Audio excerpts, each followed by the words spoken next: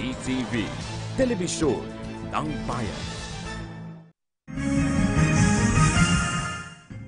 Magandang hapon Pilipinas, nagbabalik ang PTV News Break.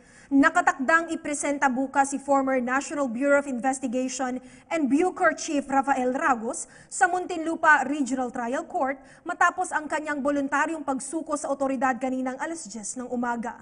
Para sa karagdagang detalye, narito ang aming kasamang si Pauline Requesto, live via phone patch. Pauline?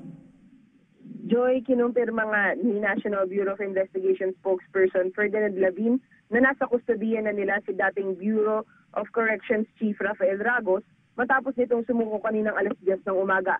Ayon kay Lavin, sinundo ng mga tauhan ni Deputy Director for Intelligence Sixto Burgos si Ragos sa Quezon City. Kasama umano ni Ragos ang kanyang driver. Nakuha na si Ragos ng fingerprint at sumailalim na rin ito sa medical examination.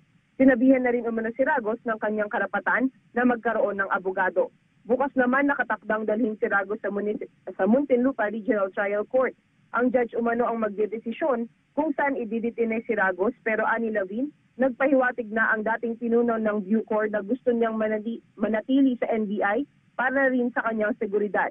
Tiniyak naman ni Lavin na walang special treatment para kay Ragos at mahigpit na seguridad ang kanilang ipatutupad para siguraduhin ang kaligtasan nito. Yan muna ang pinakuliling balita mula rito sa Quezon City. Para sa PTV News, Pauline Requesto. Maraming salamat Pauline Requesto, live mula sa National Bureau of Investigation. At yan ang mga nakalap naming balita sa mga oras na ito, manatiling nakatutok sa PTV para sa pinakahuling ulat sa iba't ibang pangyayari sa bansa. Maaari rin kaming sundan sa PTV official Facebook account at sa aming Twitter account na @PTVPH. Muli ako si Joy Gumatay para sa PTV Newsbreak.